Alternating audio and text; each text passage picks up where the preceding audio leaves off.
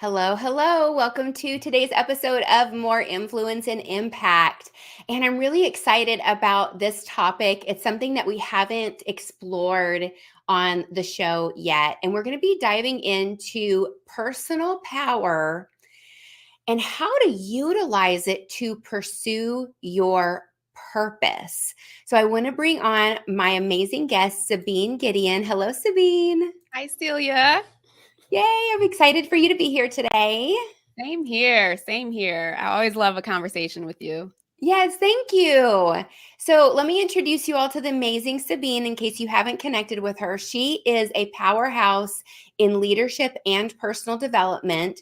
She's the founder of Gedeon Enterprises and the host of the top rated podcast, Women of Power, Purpose, and Prosperity. So, that gives you a little bit of an idea of what we're going to talk about today. She specializes in supporting women and emerging leaders during pivotal seasons of transition, helping them embrace a growth mindset, cultivating meaningful connections, and lead purposeful lives. She's an accomplished author and has penned influential books such as Lead Her Ship Reloaded and Transformed: The Journey to Becoming. Wow, I love it. Podcast host, author, coach, amazing person. It's just a treat to have you on. Thank you. Thank you. I'm honored by that. And sometimes when I hear that intro being read, I'm like, oh wow, she sounds amazing. Yeah, it's like, is that me? Really? So let's get into it. Let's talk a little bit about your journey because usually there's, especially when we have a mission driven business, there's a series of events or things that happen in our life that really wake us up to this. And so I'd love to hear a little bit of your story and your journey that got you to where you are today and in aligning with this amazing mission. Yeah, thank you for that question. So I'll give the abridged version. So I started my career in corporate human resources. Loved that. Had the vision that I was going to climb all the way up the ladder until I didn't anymore. And I got to a place in my career where I just felt within myself that there was more that I could do. There was a greater impact that I could make. And within the confines of a corporate structure, I just wasn't able to do that. And so, there's a lot that went before I made that decision to leave. But the two questions that I asked myself as I was examining what's next were, when have I felt the most alive? And when have I felt the most impactful? And for me at the time, it was when I was sitting with employees and helping them map out their career, their ideal career, and then reverse engineering all of the steps that they could take to get there.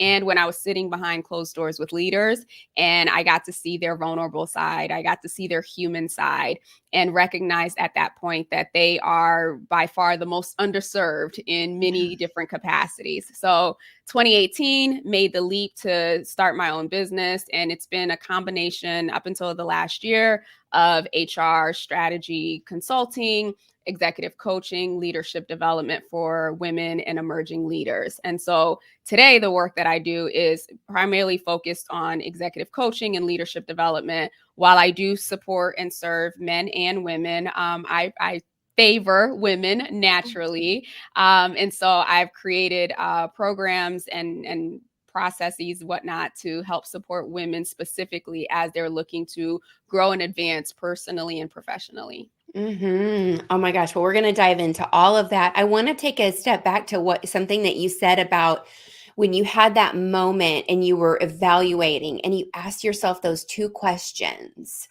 And I find that sometimes when we go and we're charting a new course or something's opening up in our lives, a new direction, that is the most powerful approach that we can take is like, ask like, what do I really want? How do I want to show up?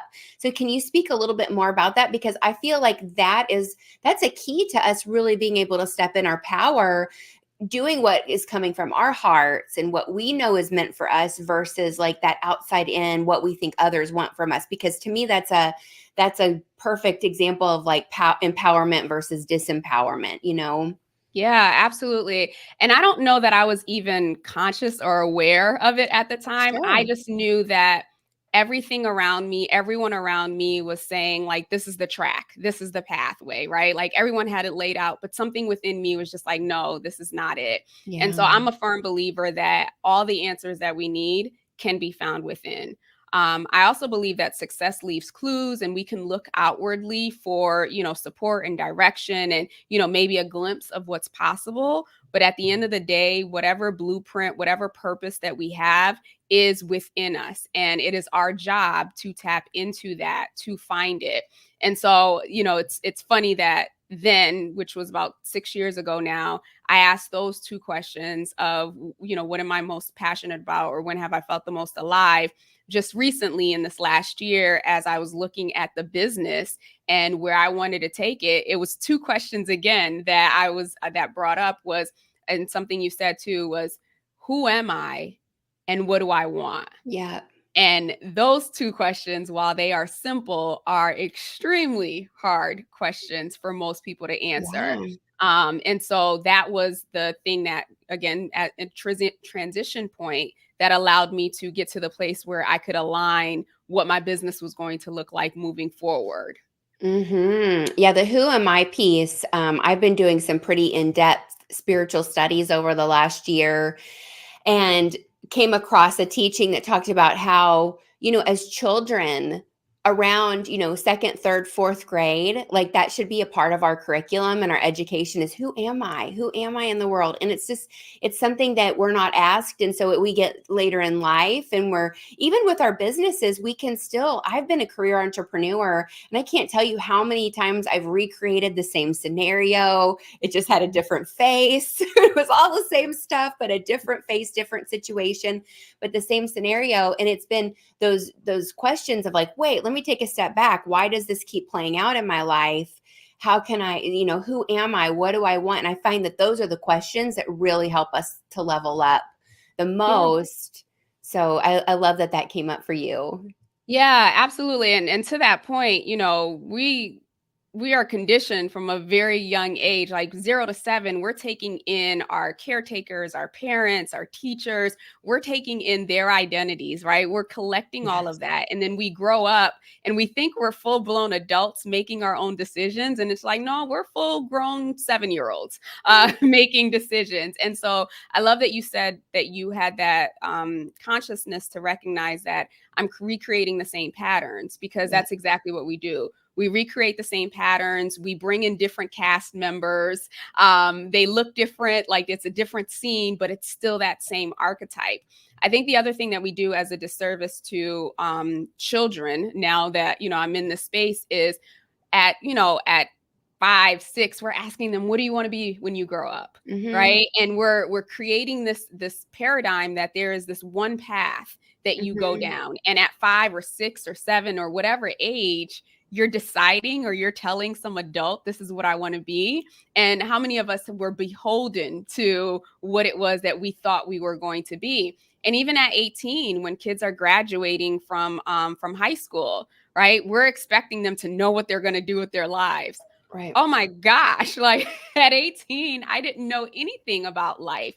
And so I think that there's a space where we can start to shift some of those patterns, Yeah. especially at the younger ages, to give people room to say there's not one path. Like you can be whatever you want to be. And at the same time, for those of us who are adults, I say, and then when I work with my clients, I do the same thing. Let's take away all your responsibilities. Let's take away all of the shoulds and the things that you think that you have to do.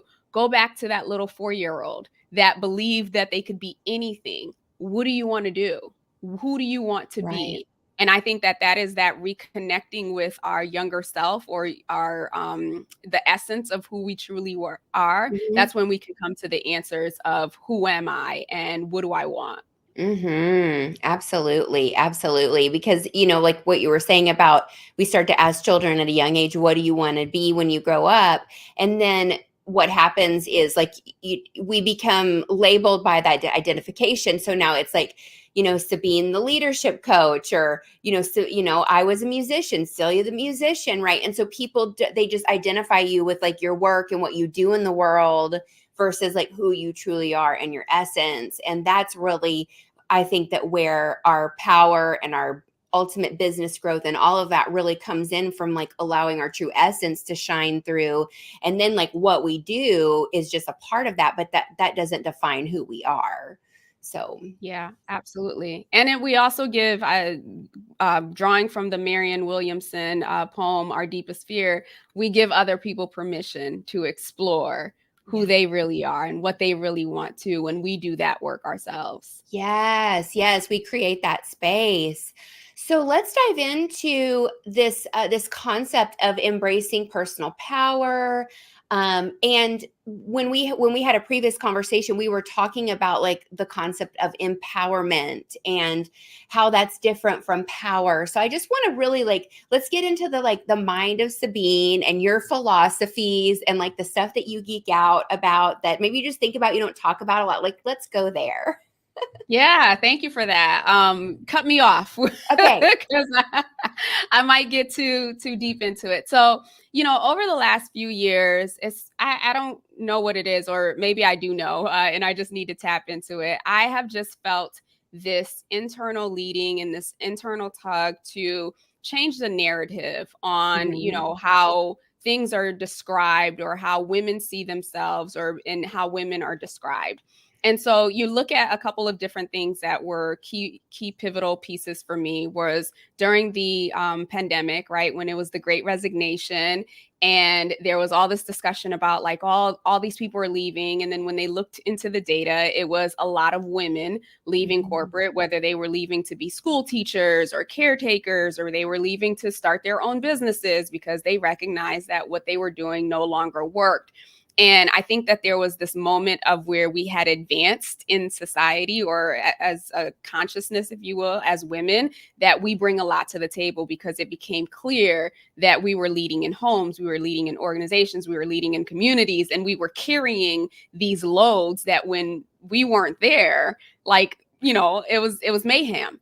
And Mhm. so for a while, I felt like that momentum was moving. And then I felt like the more that the pandemic released, like we started to backtrack and go back to normal, and not even just go back to normal, but back to this almost victimization of Mhm. ourselves and our conditions. And then, of course, within the last few years, we keep hearing about imposter syndrome. And in the beginning, like I was excited, like most people, because it was like, oh my gosh, there's language to what it is that I feel. Here we are all these years later, and we're still talking about imposter syndrome, which is not a bad thing, right? But we're still mostly assigning it to women. When Mhm. the truth is, both men and women experience imposter syndrome. Like it's not, it just has a name now. The other piece too that has triggered me in a sense is, when you think about women's functions or anything like that, it's all about the being empowered, right? Oh, it's empowering women. And don't get me wrong, I've leveraged that as well. So I'm not dissing it, but at what point do we move beyond being empowered, which I feel is almost, it's not coming from inside, it's almost giving permission to being powerful. There Mm. are no conferences for men on being empowered, right? So, at what point do we break away from these things that, yes, temporarily they give us some type of reprieve, they give us some type of definition so that we can understand, to the point where we don't identify with them? We now say, okay, what's next? I've been empowered. Now, how do I step into and own and embrace my power? Because we are powerful. And so my focus these this next year and however many years is to help us move from that narrative to that place of being powerful, and examining where our limited beliefs are around what it means to be powerful, what it means to be influential, what it means to be in authority, and where are those breakdowns for women specifically, and what's creating the space where we either run from power or we embrace it. Mhm. Yeah, yeah, because of the stigmas and the mindset, the beliefs, all of that, what you were just describing, it's like we take on these viewpoints about ourselves. I know for me, something I've dealt with for years was afraid of being a BIT, you know what? Mhm. Like that when I am like in my power and I'm like asking, I have this like, and I'm not even like belittling or diminishing people, but just like when I have that command, I'm going for it. And so, but it's like, I don't want to be a BIT, you know? And Yeah. so it's like, and so that's something that I've had to deal with. And I know a lot of women have their own versions of that. that they come up against when it comes to being powerful and having authority and influence and everything. And even like, you know, political views aside, when you look at like when Hillary Clinton was running for president and how she was like very stigmatized, you know, she's a woman and women are like this and they're authority and they're aggressive, and just sort of this like masculine version of a woman like really portrayed in the media.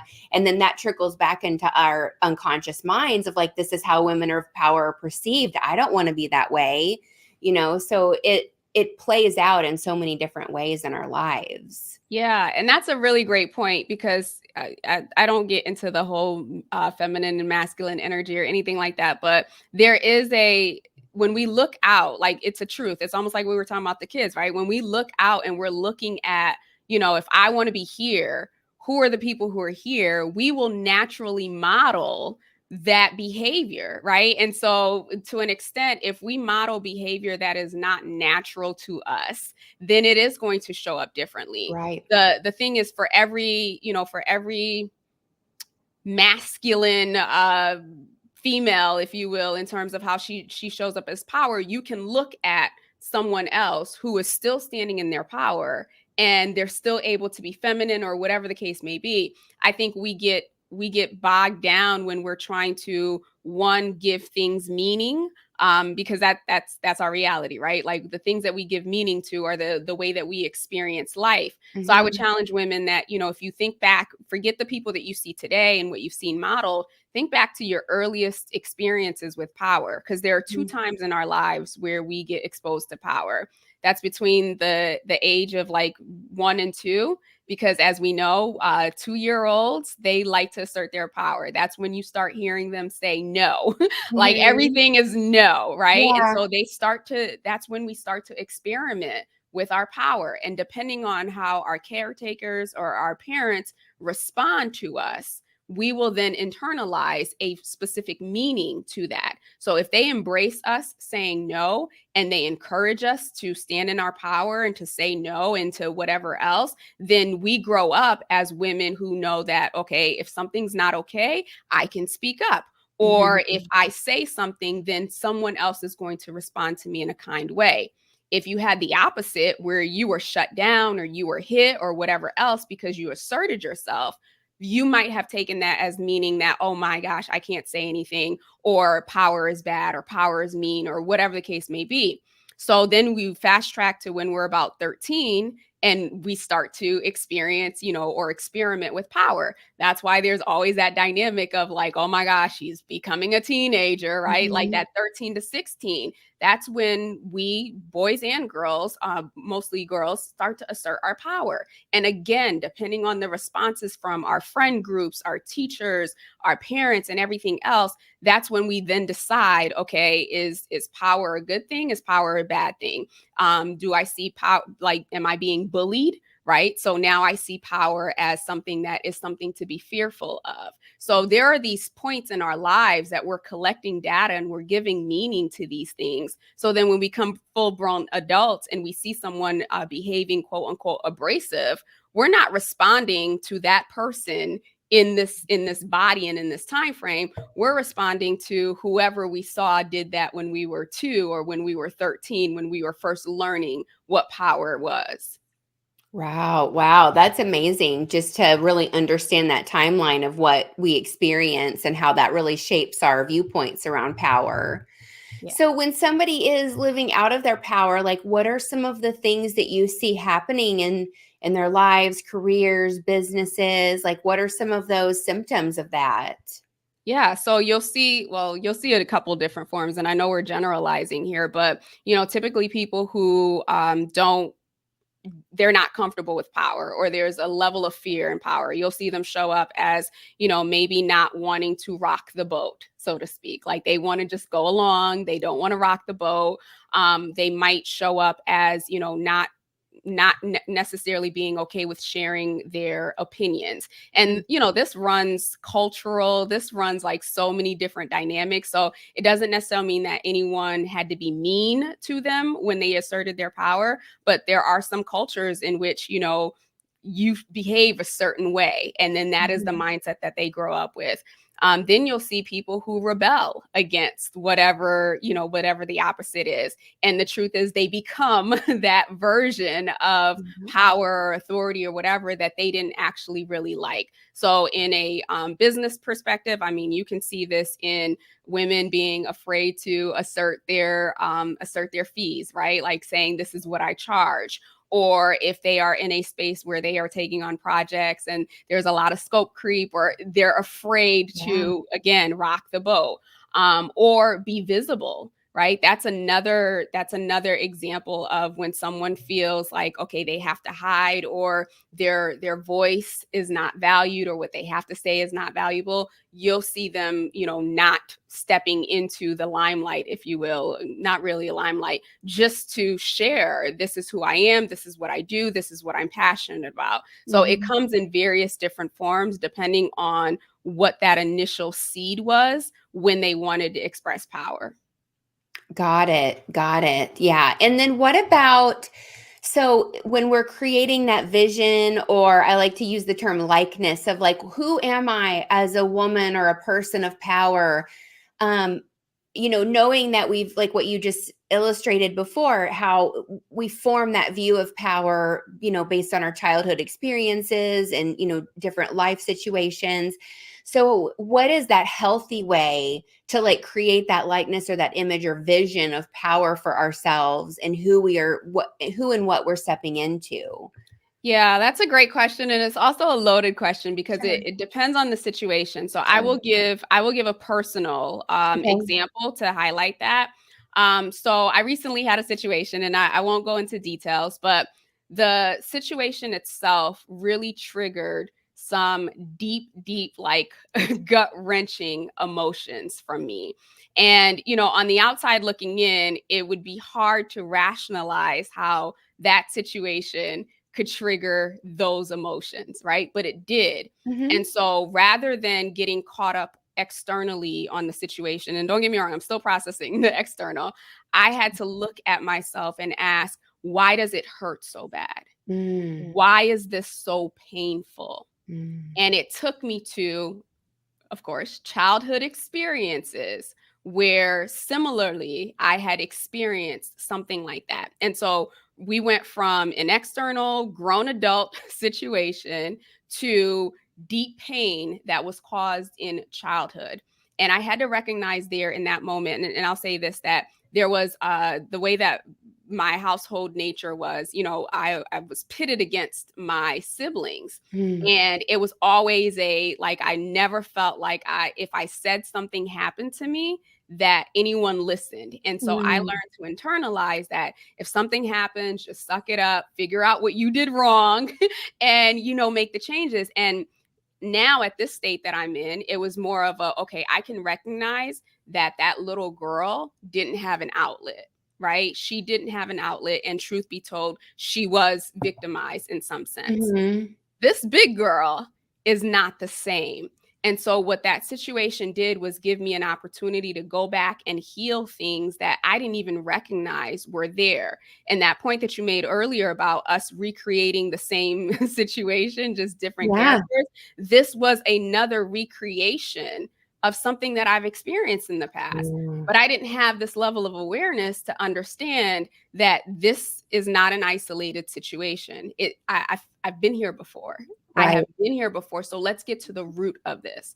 So it allowed me to go back and really heal the little girl in me, or reparent, whatever you want to call it, the little girl in me, so that now I could see the situation for what it was and use my voice and exercise my voice and state that it was wrong, acknowledge my I guess wrongdoing in the process, but also still look ahead and be able to move forward. So when we think about, standing in our power and standing in our truth, all of that work starts on the inside. You get to see the external result of it after you've done that work, because anything that triggers you, anything that causes any type of emotional reaction, and I don't like to label emotions good or bad, I think they're all, but emotions that don't really feel good, that is an indication that you have space to heal somewhere. And if you don't do that work, guess what? This problem will go away, but 6 months from now, a year down the line,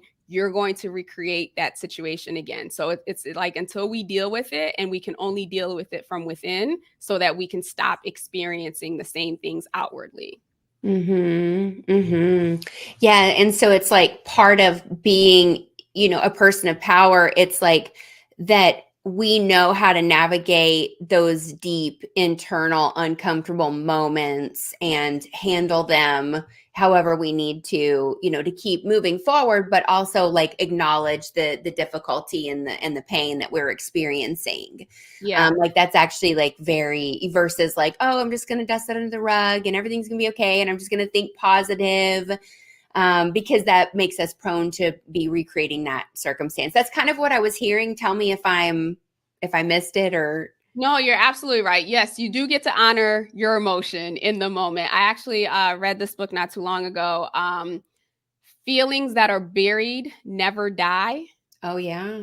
And it was such a powerful book. I got it in Audible first. I will tell you right now, the Audible is trash. But I listened to it anyways, and then I got the actual book. Because again, going back to the things that we need to be taught, in addition to being taught, who am I and everything else, not a lot of us are taught about emotions. Like when we act out or in anger, right? What do our parents do? It's not nice to be mad, right? Or when we Mhm. yell, or when we act out in any way, we're told that's not nice. That's not Right. good. You need to be this. And women, especially, right? We need to be nice. We need to be kind. We need to be nurturing. And so a lot of us are emotionally stunted because the people around us, when we wanted to express emotions and we didn't have language for it, they likely didn't have language for it either. Or think about if you cried, right? It was just like, oh, don't cry. Yeah. Why not? Why are we telling people not to cry? It's a natural emotion. Or don't be sad. And we do it as adults, right? Our friend tells us something happened, and it's just like, oh my gosh, don't be upset. No, be upset. Right. Experience all the range of emotions, because it doesn't go anywhere. It stays within you, and it'll continue to show up until you're ready to release it. And Right. so to your point, that is what I'm saying. Feel your emotions, deal with them, accept them for what they are, but then also once you've done that, look at, okay, now present day. What do I know to be true? What Mhm. is in my control? What do I have, the capacity to influence? And then move forward from there. Yeah. I mean, that's a beautiful framework that people can use, just what you laid out. And I actually have used a similar process to on my weight loss journey over the last several years. I've lost 50 pounds in the last 3 years. And it Awesome. was all because of learning because I was an emotional eater. And so when I would feel uncomfortable emotions, I would eat and I would overeat. And I didn't know that. And the whole journey, I didn't go on a diet, like there was no like restriction or anything. I just learned that when I was feeling uncomfortable emotions that I would want to eat. And I learned how to process those emotions and feel those emotions. And I didn't eat and I lost weight. So That it's is like we can use that in so many, what you laid out, in so many ways to really heal ourselves, whether it's overeating or career problems, challenges, business problems, challenges, like to really like understand and embrace our emotions. And that's right. Like, no, there's no judgment around any emotion. Like they all are, we own them all. And that's the beauty, is when we learn to like embrace the lower, sad, dark, whatever, deep, intense emotions, like there is power in those for Yeah. us to be harnessed. That's why I say like superpower and kryptonite, like we can get power from our kryptonite. We just have to learn how to. Yeah, absolutely. Just embrace it and learn how to I mean, I don't even say manage it, but just learn how to navigate life with it. I think Mhm. in the last year, if I've learned anything else, like, because I was that person, like, oh, negative emotions, we don't do that. We don't do Yeah. negative emotions. And now it's just like, nope, we're just gonna sit here in the sulk, and we're gonna Yeah. sit here and feel all of the feels. I think one thing, if I could say, is when we think about the human experience, that is probably one of the most beautiful parts of the human experience, that Mhm. you can feel immense joy and Mhm. love and bliss and everything else. And at the same time, you can feel deep pain, deep Mhm. anger, deep, like that range of emotions that we have, that we get to express through our experiences. That is a gift. That is a Mhm. beautiful gift that I think oftentimes we don't see it as such because it doesn't Mhm. feel good. I know that there are listeners and viewers that they need to hear this. Like they need to hear this and give themselves permission to feel all of those feels. Yeah. So tell us how we connect with you, Sabine. How can we learn more? We're going to have your links and everything in the show notes, but where do people find you, connect with you? Obviously, you have your podcast. So tell us what to do next to connect with you further. Yeah, best place is LinkedIn. So it's Mhm. Sabine Gedeon, all one handle. And if you are all into, hearing about how to excel in life, leadership, career, business, and of course, the 5 dimensions of who we are, feel free to check out Women of Power, Purpose, and Prosperity podcast. Absolutely, absolutely. And then I'm not sure. Did we put do you have a free gift or something? Okay. I do. So you can it's a page with a bunch of resources. So it's guides and workbooks around mindset, procrastination, time management, and leadership. And you can find that at sabinegedeon.com/gifts. So GIFTS. Perfect. And we'll make sure that's in the show notes for everybody because I'm sure that they're going to want to go dive into all the amazing coaching exercises that you shared today and actually have some resources that they can use to help facilitate that. So amazing. Well, thank you for your time and your brilliance. It was just a delightful conversation. I had no idea that we were going to get into talking about emotions, and I love that. So having those powerful conversations, it makes a big difference. So Yeah. appreciate your time and your energy and insight today. Thank you, Celia. It's a pleasure. And as women entrepreneurs, we need all of it. We need That's the right. business, the sales, the marketing, and the emotional stuff. 100%. Well, thank you everyone for tuning in. Until next time, bye for now.